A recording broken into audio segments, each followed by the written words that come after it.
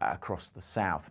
We will see a bit more of that rain spreading into Northern Ireland during Thursday evening, maybe a few more showers drifting north across the Grampians and the Highlands of Scotland. But for most places, it stays dry as we head into Friday. Some showers in the west on Friday, increasing chance through Saturday and Sunday of seeing showers in the south, but still a lot of dry weather to be had during the Jubilee.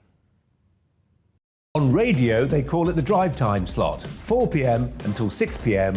as listeners head home. It's that part of the schedule when the dust of the day's events begin to clarify, and we try to make sense of it for you. Brazier is drive time for radio and TV. It's fast, it's punchy, it's opinionated, there's a Brazier angle and a little bit of levity. That's the question. That's two questions, actually. That's Brazier, Monday to Thursday, 4 till 6 on GB News.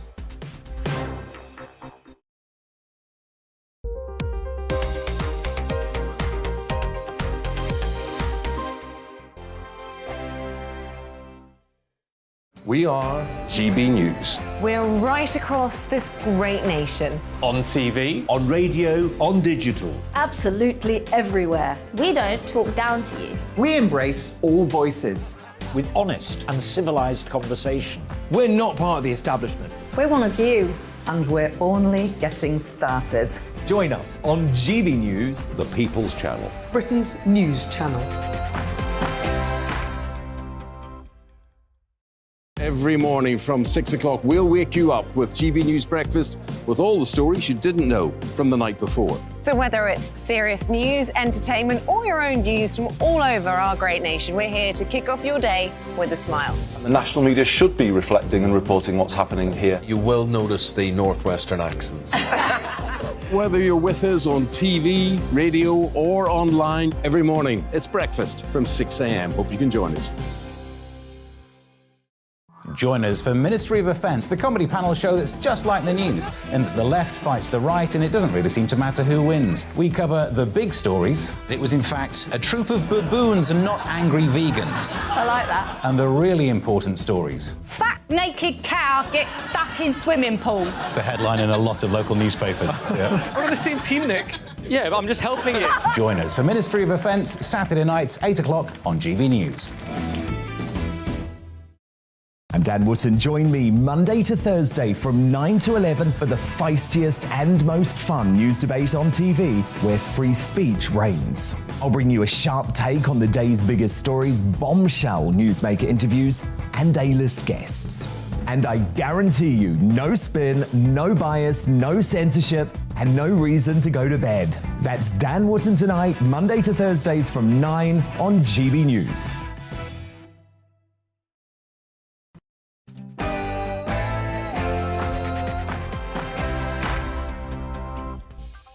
Hello and welcome to We Need to Talk About on GB News with me, Alex Phillips, where we get stuck into the issues we need to look at in depth. Nothing is off the table and no one will be cancelled for saying what they think. Keeping me company today is columnist and political commentator Patrick O'Flynn, and here's what we've got coming up on the show. The Prime Minister's facing even more pressure over Partygate after his own standards advisor says receiving a fine may constitute a breach of the ministerial code. Plus, has a recent loss of appetite to arm Ukraine led China to deploy 30 warplanes over Taiwan? I'll speak to a former NATO advisor about ongoing global tensions and why resolve against Russia is vital. As the Duke and Duchess of Sussex popularity hits a record low, the couple will reportedly not take part in any official engagements over the Jubilee weekend. I'm going to be joined by royal expert Robert Jobson to find out what awaits the couple. And after a state secondary school teacher speaks publicly about the politicisation happening in our classrooms, GB News' own Inaya Folarin Iman lifts the lid on what is going on in British schools. And when is a bobcat a lion? Maybe when it's a cat with a bob. I'll have a roundup of the weird and wonderful in the Alex agenda. That's what we're talking about for the next hour. But what do you need to talk about? Email gbviews@gbnews.uk or tweet me @gbnews. First, though, it's time for the GB News headlines.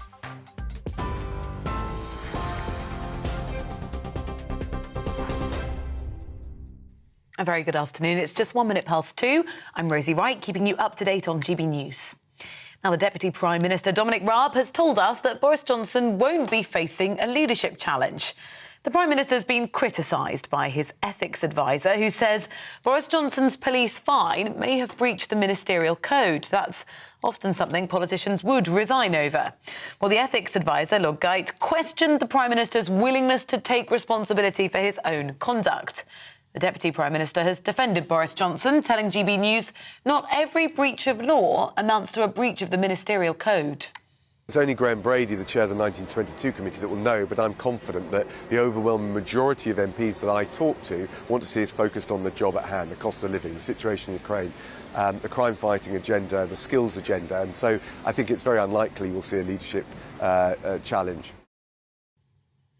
Shadow Levelling Up Secretary Lisa Nandy says that Conservative MPs should have the courage to say enough is enough.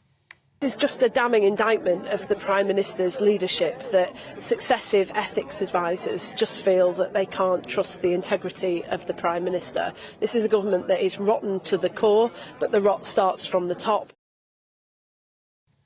The Transport Secretary, Grant Shapps, is meeting with airline bosses to find out what's gone wrong as half-term travel disruption continues. The Liberal Democrats have called for the army to be deployed to ease queues at airports and ports, as they say, to save the Jubilee weekend. More than 150 flights have been cancelled today, forcing passengers to wait in long queues at airports. Airlines are blaming delays and cancellations on staff shortages. Footballer Kurt Zouma has been sentenced to 180 hours of community service and has been banned from keeping cats for 5 years after he admitted to kicking and slapping his pet cat. He's also been told to pay court costs of nearly £9,000. The 27-year-old West Ham defender pleaded guilty last week at Thames Magistrates Court to 2 counts of animal cruelty. A video of the incident was shared by his brother, who admitted aiding and abetting the offence. His brother's been ordered to carry out 140 hours of community service. MPs are calling for a 2-year deadline to be given to the road haulage sector to improve conditions and recruit more lorry drivers, or it could face a new tax. The Commons Transport Select Committee has found poor overnight facilities and staff shortages are creating a supply chain bottleneck. Unless things improve, a proposed supply chain levy could force supermarkets, oil companies and online giants to pay towards better conditions for HGV drivers. A Ukrainian MP has warned that parts of the global south could be tipped into famine if action isn't taken to unblock the country's ports. Kira Rudik said millions of tons of grain needed to be released from the country. Ukraine is a major grain producer with a total of 80 million tons produced last year. It's also the world's largest producer of sunflower oil. Well, Grow Intelligence is a company that specialises in predicting food security trends, told the UN Security Council that just 10 weeks of wheat were available in the world's stores. GPs and health centre staff are facing nearly twice the number of violent incidents they did 5 years ago. The British Medical Journal says analysis of police data reveals a rise in public order offences like threatening behaviour from patients, while stalking and harassment incidents at GP surgeries have increased almost threefold. The Royal College of GPs says the increased levels of abuse are having a significant impact on the mental health of NHS staff. A record 2 million people are estimated to be suffering from long COVID. The Office for National Statistics says of those affected, nearly 3/4 say they're suffering 12 or more weeks after they had or suspected they'd caught the infection. Over 370,000 are still suffering 2 years after having the virus. Common symptoms include fatigue, shortness of breath and brain fog. This is GB News, and I'll bring you more as it happens. Now let's head back to Alex for We Need to Talk About.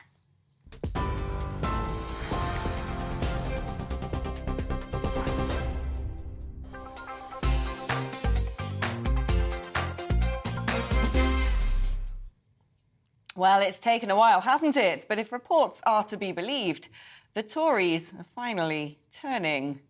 Having managed to wriggle free on countless occasions so far, it seems Boris is now facing a mounting rebellion as certain plotters are whipping up a frenzy. And like lemmings, backbenchers are lining up with letters. At least 30 of them, if media maths is to be trusted.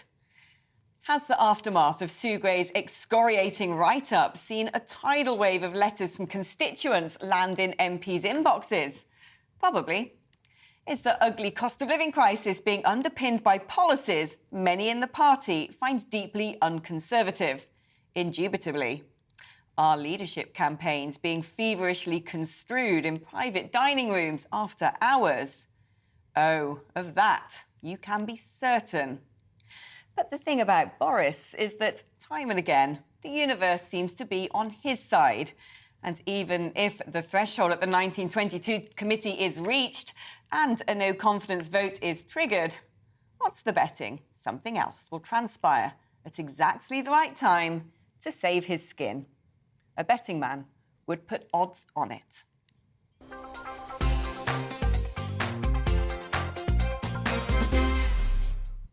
Well, joining me in the studio to discuss the Prime Minister's situation is our political correspondent, Tom Harwood. Now, if a vote of no confidence does happen, some saying it could take place as early as next week, there's no guarantee that he would lose it. No, there are two numbers that we really need to pay close attention to in this equation. The first is 54, the threshold by which a confidence vote amongst Conservative MPs can be held. The next is a number a little over 180. And why is that important? That's more than half of the Parliamentary Conservative Party, a party that's around 360 large. Of course, it was 365 before there were several by-elections along the way. So yes, whilst 54 may well be met, it's a whole different order of magnitude to get to over 180. And possibly what we may well see, if it is true, if all this speculation turns out to be correct, that the 54 number has actually been met. And remember, back in December 2018, when this process happened for the last time under Theresa May, only around 30 letters were publicly acknowledged when the threshold was met. So there were over 20 that were not publicly acknowledged, that people had put into the office of Sir Graham Brady without acknowledging it or without crowing about it to the media. That may well have happened in this case. But the question then becomes, how do the plotters find over 120 more individuals to push Boris Johnson off his perch? That is a much harder task. Around 70 MPs have been public in criticism of the Prime Minister, saying he needs to go in one form or another, or slightly stopping short of saying they've submitted a letter. But that's still a world away from 180. And what's called the payroll vote in Parliament, that encompasses cabinet ministers, junior ministers, whips, all the people who are technically part of the government rather than just part of the parliamentary party, the frontbenchers, if you will. That's around 170 people who the Prime Minister may well be able to count on, given they work for his government, and in a change of administration, they may well lose their jobs. There's also the prospect of the Prime Minister promising more jobs to more people, as he has been apparently ringing round some of his softer critics, saying that there may well be a reshuffle over this summer. And if that takes place, well, if people who've been very critical of him are unlikely to get promotions, whereas people who are supportive would likely get promotions. So there's a lot to play here. And one final thing is the way that number 10 may well be gaming this situation. There's been some speculation that supporters of the Prime Minister, directed by a clever whipping operation, may well have submitted letters to Sir Graham Brady, because he would likely phone up MPs if that threshold was met, saying, are you sure you want your letter in? You put this in 6 months ago. Are you sure you still feel this way? Etc. And at that point, supporters of the Conservative leader could withdraw their letters and have some advanced warning about what is happening. There's many theories about what's going on. It all gets complicated. It all turns into some version of four-dimensional chess. But this is where we are. And of course, we're in the middle of recess. And recess means that MPs are not scurrying around in the corridors and they can't be cornered by the whips. Potentially, this is why we've seen a bit of a larger dripping of letters than we'd previously thought. Now, if he does survive the 1922 committee, there is, of course, then the Privileges Committee, and there's been an interesting ding-dong, hasn't there, with Lord Geit? There certainly has. Lord Geit, who's the ethics czar for the Prime Minister, has written the Prime Minister a letter asking him to justify why his fixed penalty notice does not breach the ministerial code. And breaches of the ministerial code are ordinarily understood to be resigning offences. Well, the Prime Minister responded in kind to that letter. We learnt about these two letters on the same day, saying that he did not think an inadvertent fixed penalty notice constituted as a breach of the ministerial code. Of course, it's not a criminal penalty. It's something short of a criminal penalty. And the Prime Minister's argument is that if were it a criminal penalty, that of course would have breached the ministerial code. But something that stops short of that, and indeed it was notable in his letter, he also made reference to the situation of the Chancellor, who also received a fixed penalty notice many people would acknowledge slightly dubiously in that occasion, having dipped into a meeting for not much time. Drawing attention to that situation, the Prime Minister tries to draw some context there around his FPN and why he doesn't believe it's a breach of the ministerial code. And of course, the ministerial code, under an independent committee's recommendations, may now get the wording tightened up with regard to what constitutes a resigning offence and what does not. Tom, thank you for a very thorough roundup. Always a delight to have you here in the studio. Well, joining me now is Claire Pearsall, who's a former Conservative advisor and current Conservative councillor. Claire, I mean, people have been sort of lurking around, deciding what to do for a while now, and all of a sudden there seems to be some movement. What do you think's prompted that? Well, I think as Tom has rightly pointed out, so we are in the middle of recess. So those MPs will be back in their constituencies. They will be speaking to their constituents on the street, at surgeries and events across the entire week, and will have gauged the mood of those. And I know a number of MPs have had great many emails coming in, letters, people stopping them on the street saying that this can't continue. So I would say that that's probably got a lot to do with it at the moment and why we've seen so many letters go in this week. I mean, if he does end up facing a vote of no confidence as early as next week, and if he survives it, which a lot of people who are going to place a bet might well put their bet on that side, does that make his position untenuous at that point? The fact that he's been hauled up in front of his own politicians, he may live to fight another day, but it wasn't long after Theresa May faced a similar circumstance that she did get the boot. Well, that's right. If he does survive, then we will see the strength of feeling of those MPs who don't believe he should hold his position.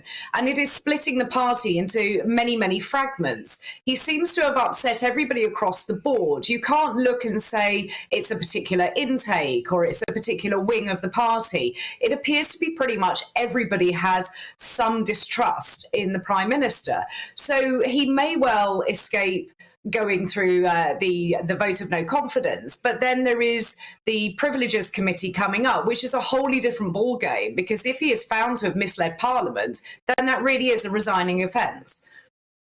What is going on with the Conservative Party? It seems they love trying to get rid of their leaders, doesn't it? I mean, David Cameron stood down after his side failed to win the referendum. Theresa May made a hash, really, of Brexit, many Brexiteers would say, and found herself sort of ushered out the back door, albeit disguised as a resignation. And now Boris Johnson, he's also watching people sharpen his knives. Why can't the Conservative Party just let the leader get on with their job?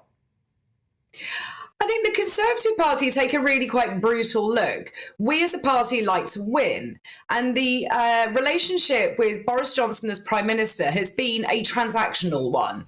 He has been an electoral success, as we saw in 2019, where we got a majority government for, quite a good majority that we haven't had for a while. But now that's on the wane. And we've looked at the local election results, his handling over Partygate, the Owen Paterson affair, and of course, we can't forget the two by-elections coming up on the 23rd of June. So when he fails to be the electoral success that he has been, then that's when the party looks as to how useful he's going to be for the future. And it does sound a little bit clinical and brutal, but I'm afraid that really is politics in the Conservative Party. Claire Pearsall, thank you ever so much. Great to have you on the programme again. Well, political commentator Patrick O'Flynn joins me for the course of this programme. Do you know what, Patrick? I always think people voted for Boris. They chose him to be the leader, and now they're going, oh, look, we've got Boris. I mean, what did you expect? Yes, indeed, although constitutionally, obviously, the position is you vote for the party, not the leader. But they chose him to be, the party chose Boris to be the leader. Yes, the party's MPs turned to Boris when all other options had flopped, and the disaster of having a conventional Prime Minister in Theresa May had led to them getting what was it, 9% at the hands of a certain Brexit party in the European elections of 2019. So Boris is kind of being Boris. The one thing I would say about this transactional stuff and that it's not motivated by anything else is the Conservative MPs don't know who would replace him. And you look down the list of potential runners and riders, and there's nobody who leaps out as either being able to unite the party or being able to both win its traditional home counties, shire, sort of posh people's vote and the red wall and deal with both of those constituencies. So I think there is quite a lot of malice in there from people who never liked Boris Johnson, were sacked by Boris Johnson, were humiliated by the fact that Boris Johnson in some form got Brexit done, whereas the administration they were in didn't. So I think there's malice mixed in there myself. And this definitely plays into the opposition's hands, doesn't it? It appeared with a cost of living crisis where his own party is saying you're not being Tory enough. I mean, you may as well just give the government to the Labour Party if you're going to stab Boris in the back. Well, I think it's working like a dream for the Labour Party. It's not that they're scoring many positive points, but, you know, Rishi Sunak, who was the heir presumptive, has blown up, as Dominic Cummings put it in a blog yesterday, blown himself up. So it's sort of seven dwarfs territory apart from Boris. And the Tory party's turning on Boris Johnson. And perhaps the most likely way this is going to go over the next month is that they do eventually get the 54th letter. They do then have a no confidence vote in him, which the Prime Minister wins, but doesn't win well enough to put the thing to bed and is further weakened. And it's almost like a self-fulfilling prophecy now, where the Tory MPs popping up to say Boris is useless, basically. That's the message the public hears and is not trustworthy. That makes it almost impossible for the Conservative candidates in those two by-elections to win. Those defeats in turn undermine the Prime Minister further. I think they're playing with fire if they don't know who will replace him and whether that person could win an election. Yeah, couldn't agree more. Patrick, thank you ever so much. What do you think about this? Would you miss him if he's gone? Looking at that little float of him there, walking along in his high-vis jacket and his hard hat, I thought I would miss him. What about you? Email me, gbviews@gbnews.uk, or tweet us at gbnews. You're with GB News on TV and radio. Coming up, tensions in Taiwan as it warns China to stay out of its airspace. And we'll talk about increasing politicisation within British classrooms. Time for a short break now and a check on today's weather forecast. Hello, I'm Alex Deakin with your latest weather update. The weather's slowly settling down as we head towards the long weekend. Still some showers around today, mainly across northern and eastern parts of England, but high pressure is trying to move in. There are a couple of weather fronts that will provide some showers during the long weekends, but certainly for most in the west, it's dry and bright out there this afternoon. The cloud breaking up across Wales, some sunny spells for Northern Ireland, any showers over southwest England fading, and nowhere near as many showers across Scotland. But across northern England and eastern England, we are still likely to see some heavy showers in places this afternoon, but they'll be hit and miss, by no means everywhere catching a downpour. And in the sunny spells in the south, temperatures back over 20 degrees Celsius. Still on the cool side across northeast England and northeast Scotland. Still a few scattered showers around through the first part of the evening, but pretty quickly they die away. So from 8-9 o'clock, it's dry almost everywhere. Clear skies, light winds. Going to be a chilly one, actually. Temperatures well down into single figures. A pretty fresh start considering we're in June on Thursday. But for the bank holiday, it is by and large going to be a cracking day. Some very early mist and fog that will clear away. Main exception will be Northern Ireland, where it will cloud over with some showery rain trickling in here. Maybe one or two showers in parts of western Scotland and northern England too. But for most places, it's looking dry and bright tomorrow with lengthy spells of sunshine and a warmer day as well. Temperatures back in the high teens across the north and low 20s across the south. We will see a bit more of that rain spreading into Northern Ireland during Thursday evening, maybe a few more showers drifting north across the Grampians and the Highlands of Scotland. But for most places, it stays dry as we head into Friday. Some showers in the west on Friday, increasing chance through Saturday and Sunday of seeing showers in the south, but still a lot of dry weather to be had during the Jubilee.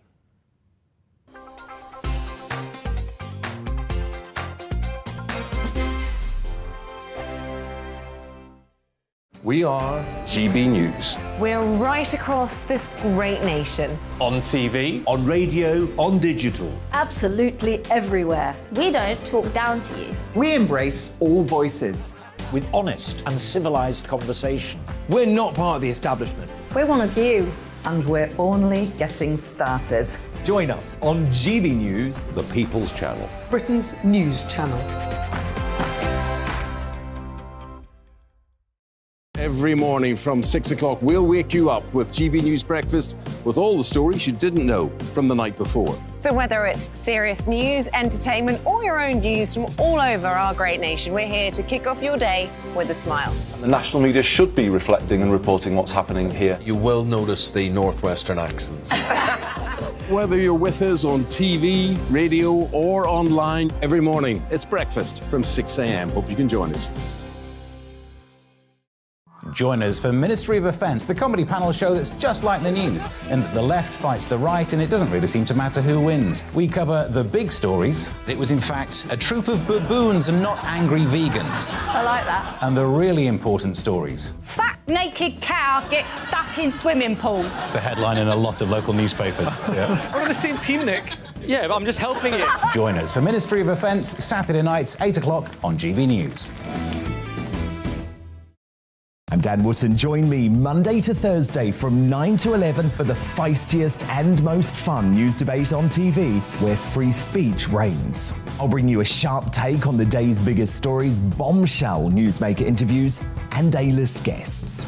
And I guarantee you, no spin, no bias, no censorship, and no reason to go to bed. That's Dan Wootton tonight, Monday to Thursdays from 9 on GB News.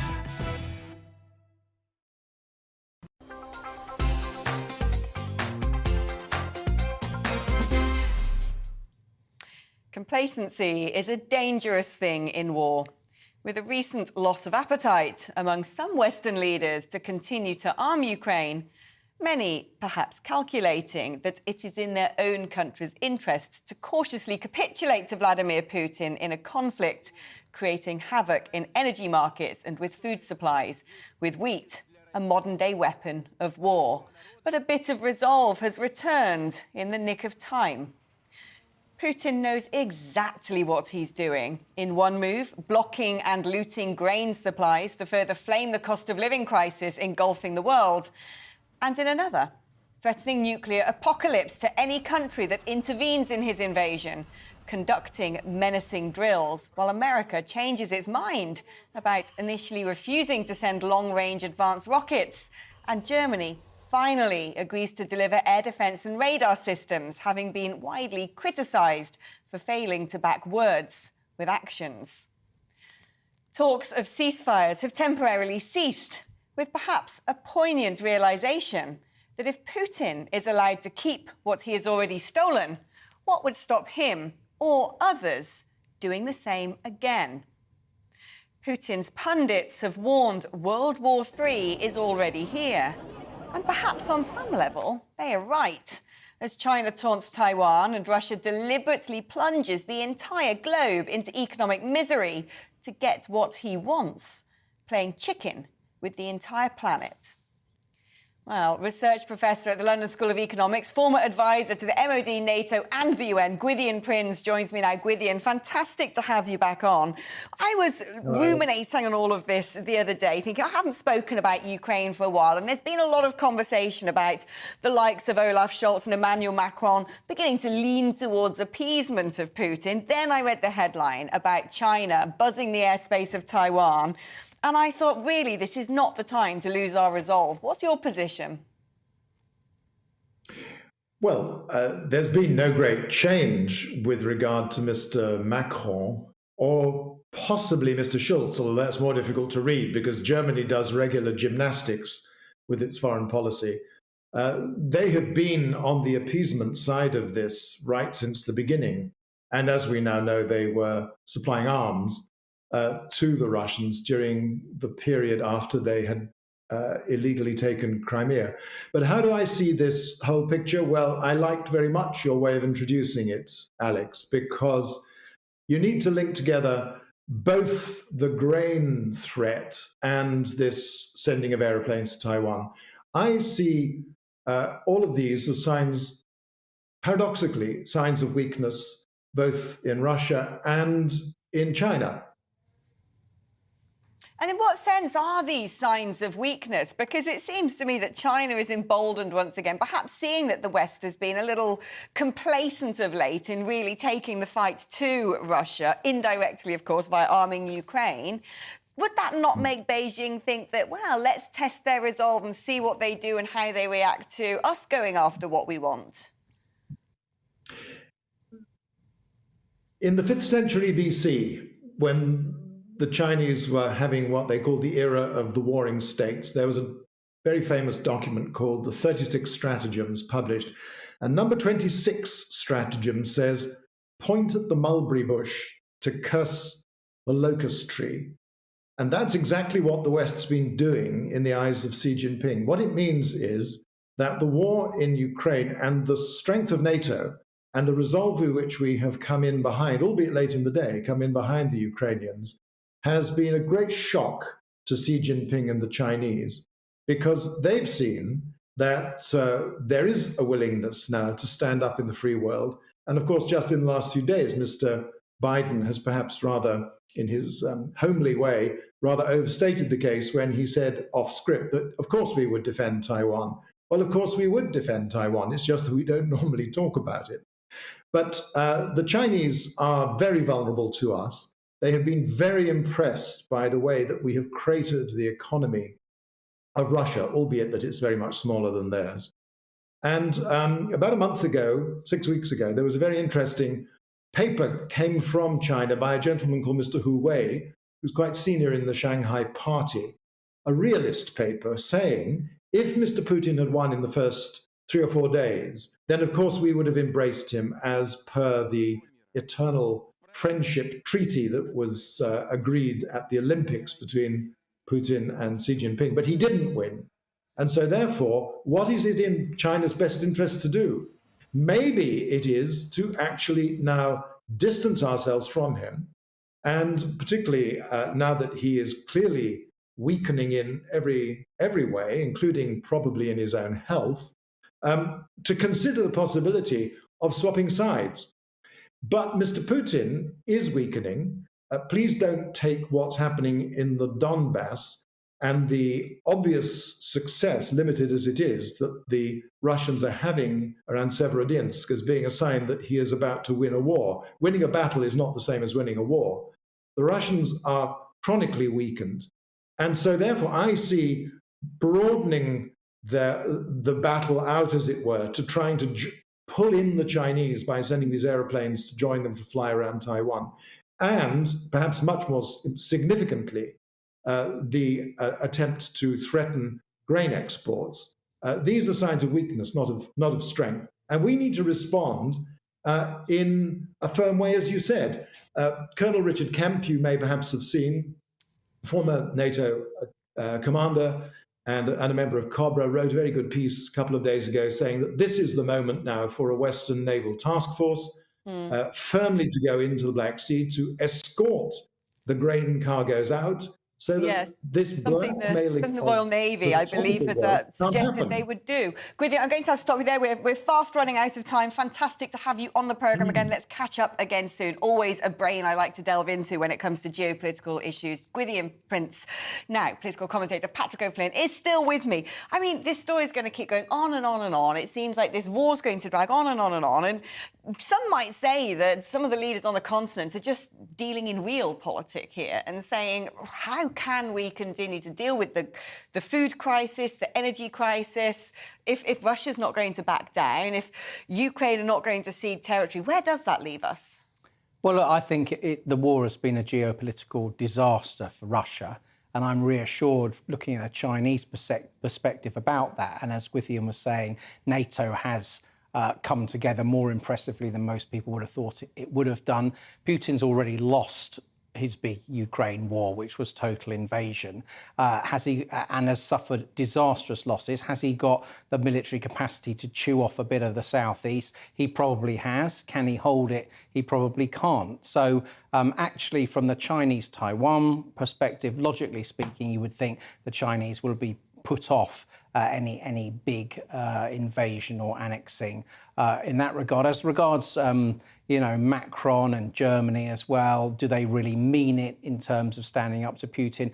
Well, I think they are under enormous pressure, both from the Americans, from international opinion, from their domestic public opinion, because the atrocities committed by Russia in Ukraine are just so huge. The number of civilians killed, the war crimes, the sheer deliberate devastating of the infrastructure and buildings. This is something that's not going to be forgiven for 20, 30 years ahead. Yeah, Patrick, couldn't agree more. Thank you so much. Now, I want to know your views on everything we're talking about today. GBViews at gbnews.uk or tweet us at GBNews. You're with GB News on TV and DAB radio. Coming up, a low-key role for Prince Harry and Meghan Markle during the Jubilee celebrations. But should they be involved at all? And would you be comfortable with your primary school child being taught that white privilege is a fact? Do you think saying that you don't see colour is a microaggression? GB News Culture and Social Affairs editor Inaya Folarin Iman joins us to discuss an exclusive investigation by GB News which obtained widespread evidence of politicised teaching in education to children as young as 3. But now, though, it's time for a check on the headlines.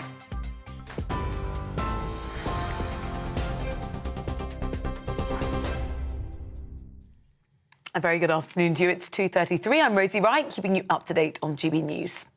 The Prime Minister says it would be irresponsible to quit over Partygate. Boris Johnson told Mumsnet he will not abandon ship when there are huge pressures on the economy and the war in Ukraine.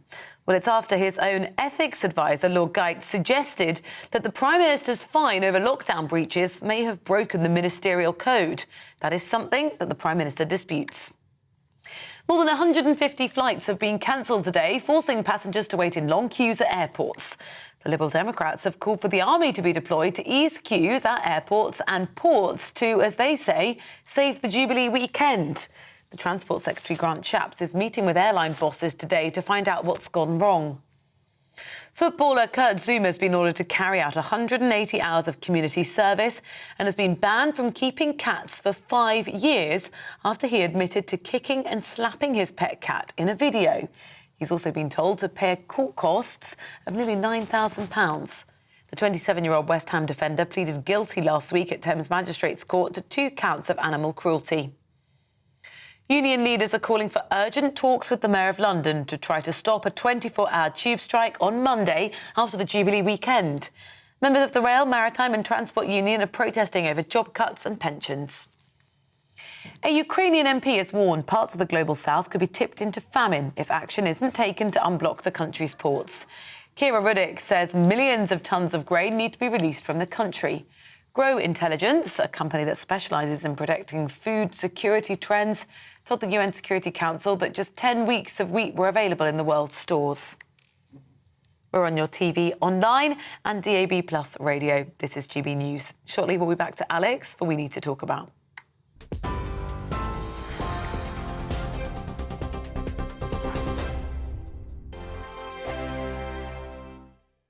We are GB News. We're right across this great nation. On TV, on radio, on digital. Absolutely everywhere. We don't talk down to you. We embrace all voices.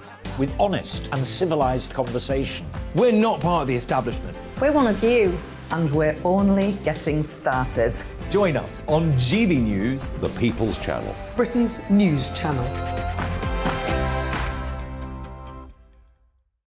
Every morning from 6 o'clock, we'll wake you up with GB News Breakfast with all the stories you didn't know from the night before. So whether it's serious news, entertainment, or your own views from all over our great nation, we're here to kick off your day with a smile. And the national media should be reflecting and reporting what's happening here. You will notice the northwestern accents. Whether you're with us on TV, radio, or online, every morning, it's breakfast from 6 a.m. Hope you can join us. Join us for Ministry of Defence, the comedy panel show that's just like the news, in that the left fights the right and it doesn't really seem to matter who wins. We cover the big stories. It was in fact a troop of baboons and not angry vegans. I like that. And the really important stories. Fat naked cow gets stuck in swimming pool. It's a headline in a lot of local newspapers. Yeah. We're on the same team, Nick. Yeah, but I'm just helping you. Join us for Ministry of Defence, Saturday nights, 8 o'clock on GB News. I'm Dan Wootton. Join me Monday to Thursday from 9 to 11 for the feistiest and most fun news debate on TV, where free speech reigns. I'll bring you a sharp take on the day's biggest stories, bombshell newsmaker interviews, and A-list guests. And I guarantee you, no spin, no bias, no censorship, and no reason to go to bed. That's Dan Wootton tonight, Monday to Thursdays from 9 on GB News.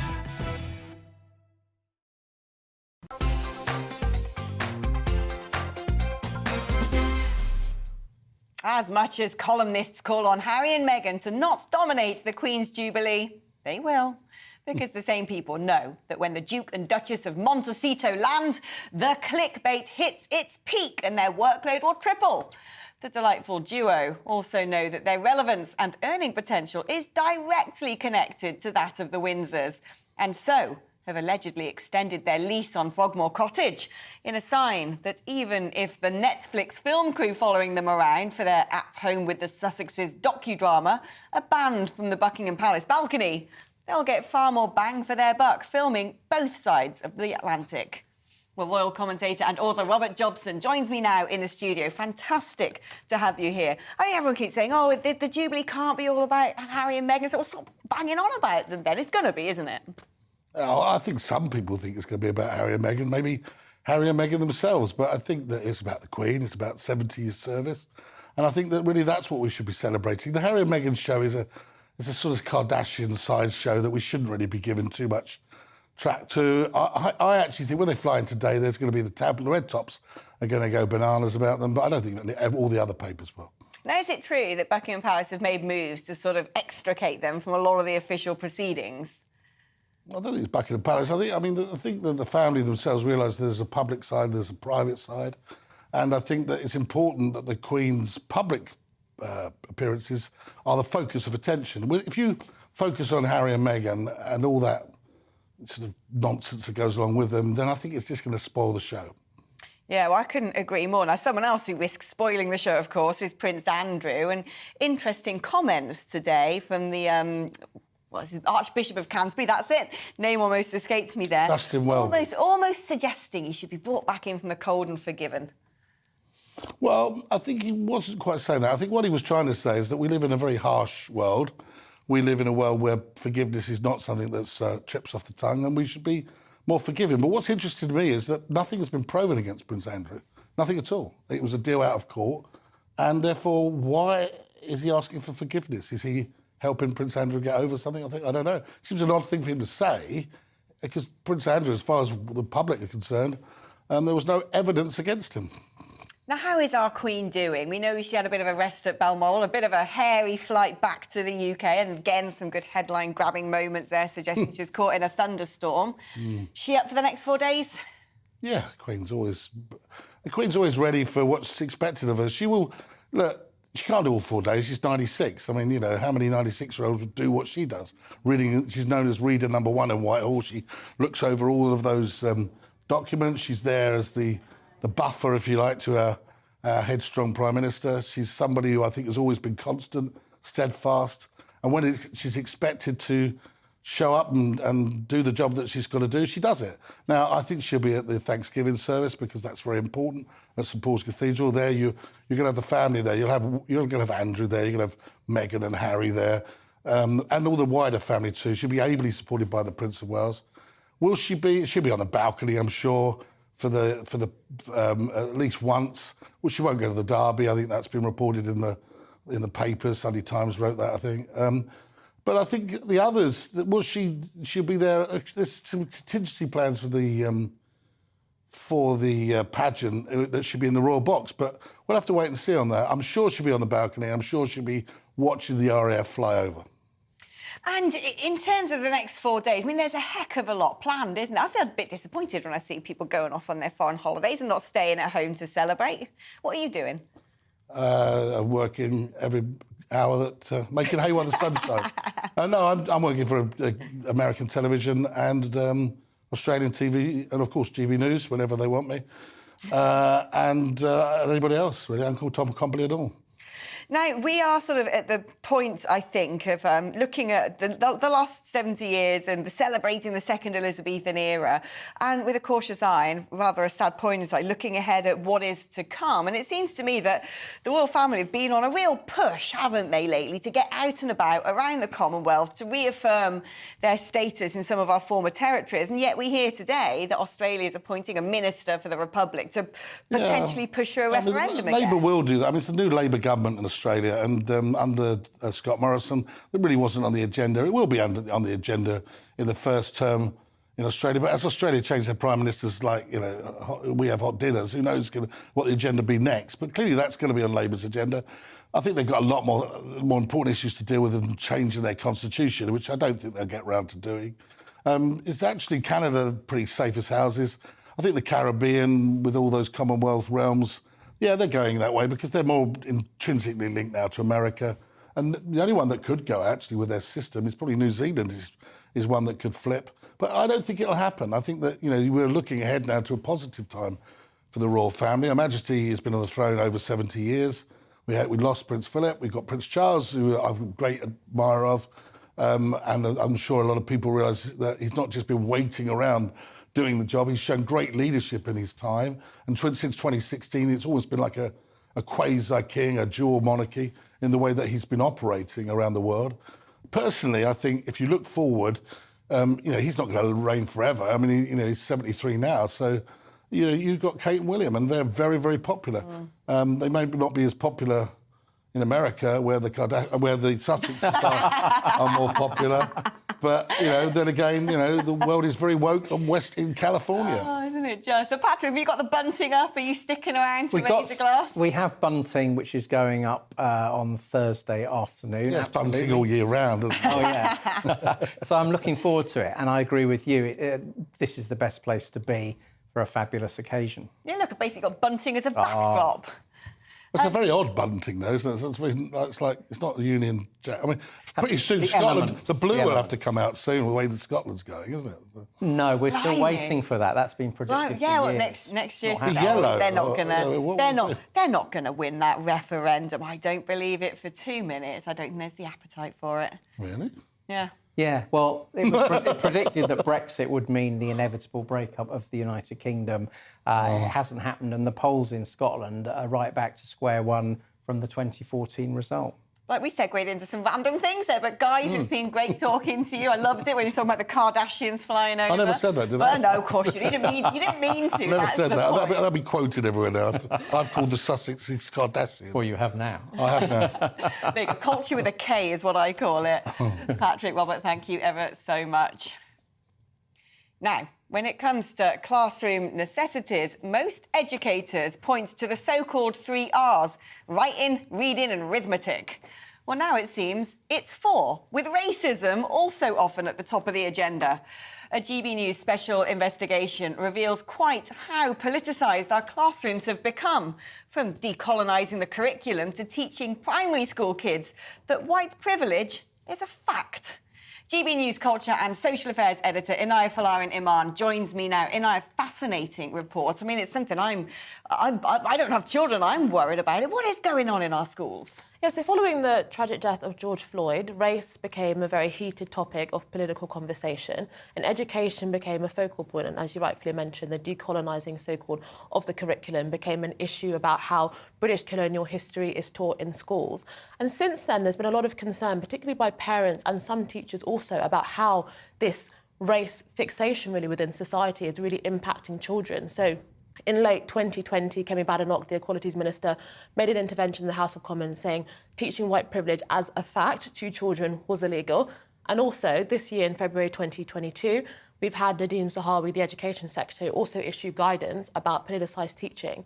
But we've obtained images over the last few months that actually demonstrates that this is not just a small issue in some schools, but this is actually potentially widespread and gaining momentum, as was just shown an image of actually what was shown to primary schools that says racism is about power that is deeply embedded within society. How do primary school kids really even know what that means? A lot of the time that is not even understood or is contested within the adult world, let alone to primary school kids. It also said, for example, racism was started by white people a long time ago in order to effectively make non-white people feel different. I mean, that's a very simplistic definition, which is very open to interpretation and can easily lead to primary school kids thinking, well, all white people, or they may not even know what race means. So oftentimes it's racializing kids before they've even actually encountered any racism within society that they potentially may not ever. So many parents have spoken to me and said that oftentimes when they raise this issue, they are met with a wall of silence. One parent told me that when they actually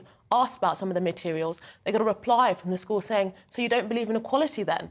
They talked about feeling blacklisted and demoralised because oftentimes when they raise this, they are made to feel that they are against racism, when actually many of these parents are against a particular idea of how racism is within society and how to deal with it. And I think that's very different. But where is this coming from? And how come schools think they've got the impunity to act in this way? Because it strikes me, you get out of London and go into the shires and people don't care about this stuff. It's a London thing. It's a metropolitan elite thing.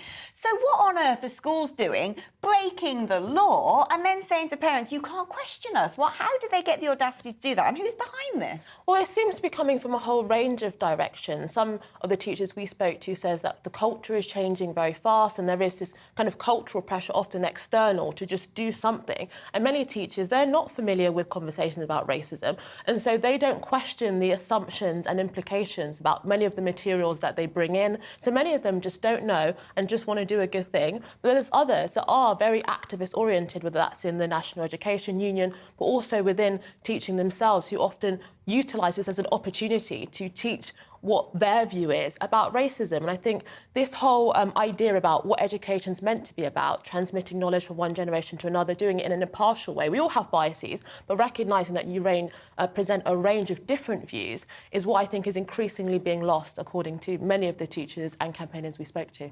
I think, Patrick, it is alarming, isn't it, that essentially what seems like propaganda is being force-fed to little kids, which could just create divisions and suspicion and mistrust and lessons that, it's nice when kids grow up colourblind in a multicultural society and don't see these things, for them to then have it forced on them that, you're a racist, or if you don't see racism, there's something wrong with you. It's pretty despicable. It is despicable, and a few years ago, it seemed to me at least, that we were well on the way to creating a harmonious multiracial society.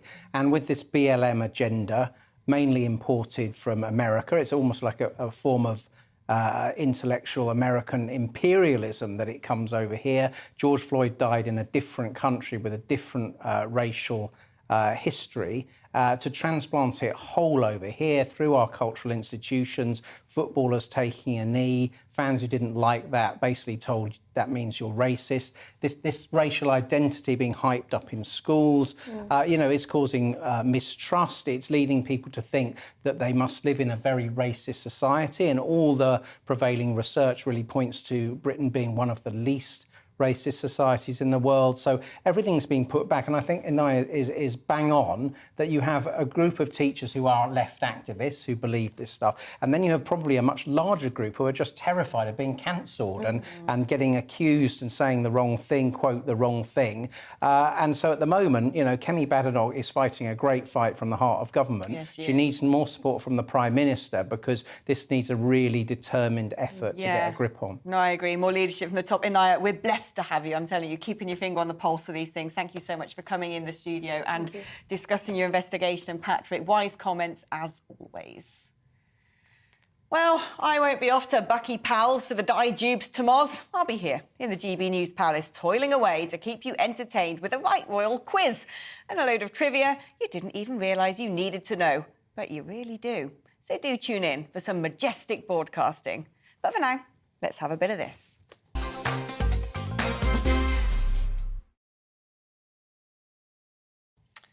Seems to me the new Brexit is whether or not women can have penises. That's right.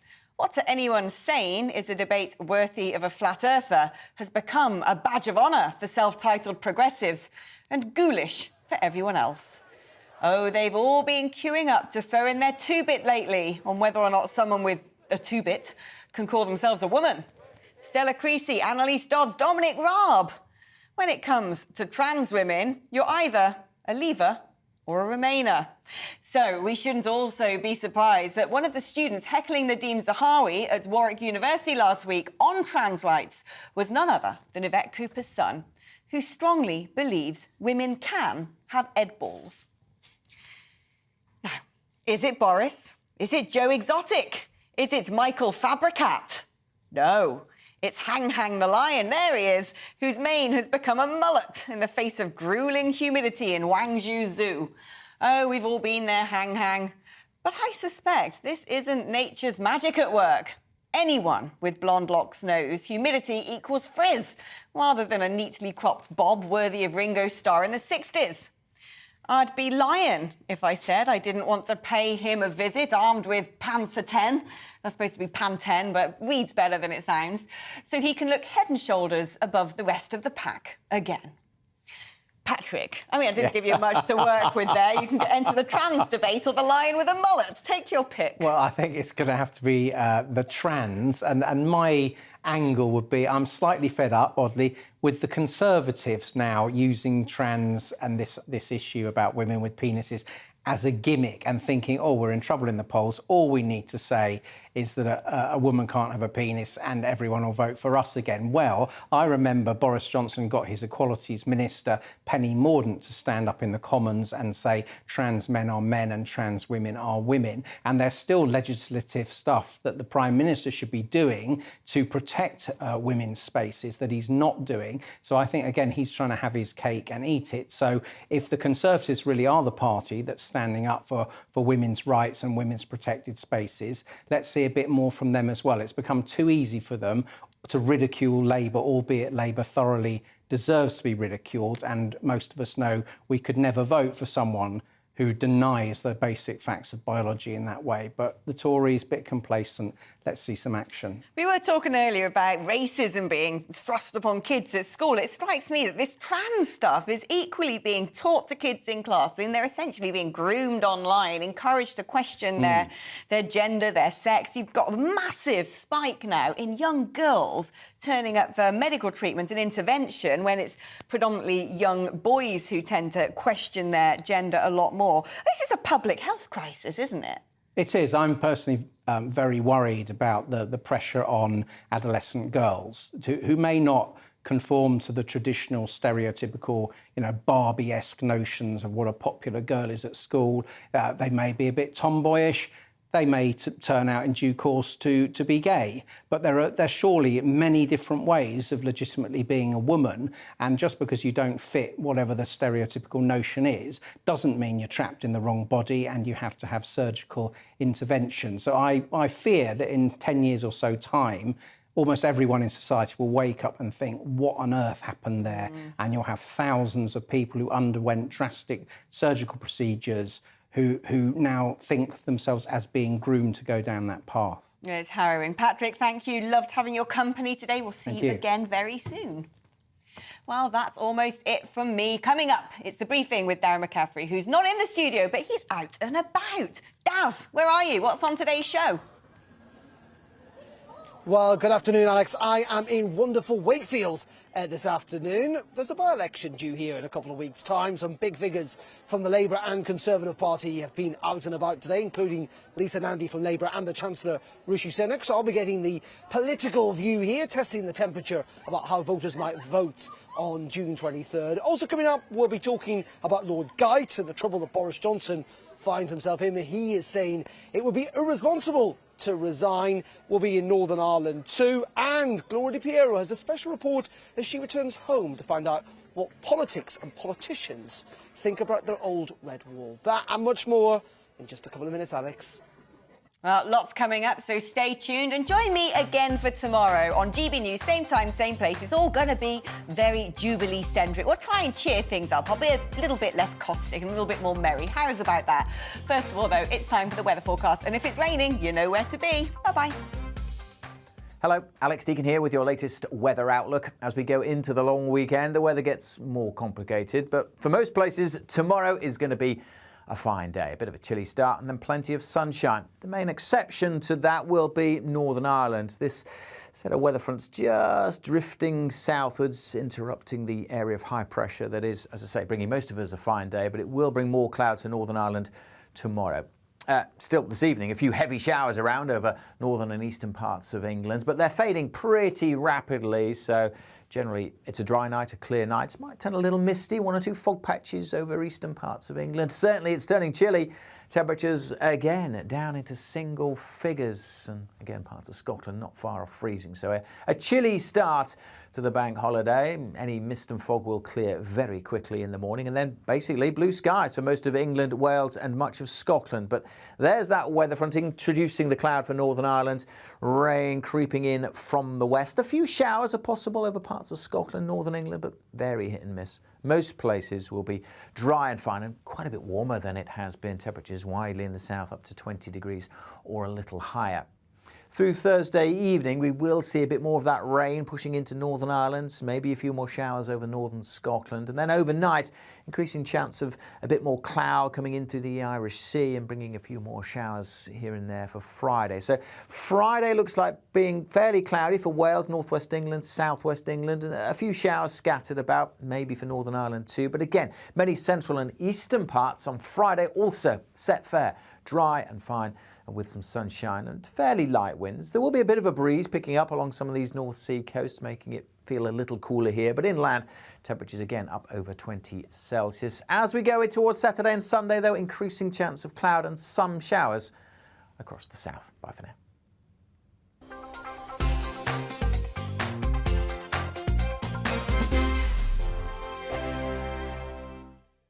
We are GB News. We're right across this great nation. On TV, on radio, on digital. Absolutely everywhere. We don't talk down to you. We embrace all voices. With honest and civilised conversation. We're not part of the establishment. We're one of you. And we're only getting started. Join us on GB News, the People's Channel. Britain's news channel. Every morning from 6 o'clock, we'll wake you up with GB News Breakfast with all the stories you didn't know from the night before. So whether it's serious news, entertainment, or your own views from all over our great nation, we're here to kick off your day with a smile. And the national media should be reflecting and reporting what's happening here. You will notice the northwestern accents. Whether you're with us on TV, radio, or online, every morning, it's breakfast from 6 a.m. Hope you can join us. Join us for Ministry of Defence, the comedy panel show that's just like the news, in that the left fights the right and it doesn't really seem to matter who wins. We cover the big stories. It was in fact a troop of baboons and not angry vegans. I like that. And the really important stories. Fat naked cow gets stuck in swimming pool. It's a headline in a lot of local newspapers. Yeah. We're on the same team, Nick. Yeah, but I'm just helping you. Join us for Ministry of Defence, Saturday nights, 8 o'clock on GB News. I'm Dan Wootton. Join me Monday to Thursday from 9 to 11 for the feistiest and most fun news debate on TV, where free speech reigns. I'll bring you a sharp take on the day's biggest stories, bombshell newsmaker interviews, and A-list guests. And I guarantee you, no spin, no bias, no censorship, and no reason to go to bed. That's Dan Wootton tonight, Monday to Thursdays from 9 on GB News.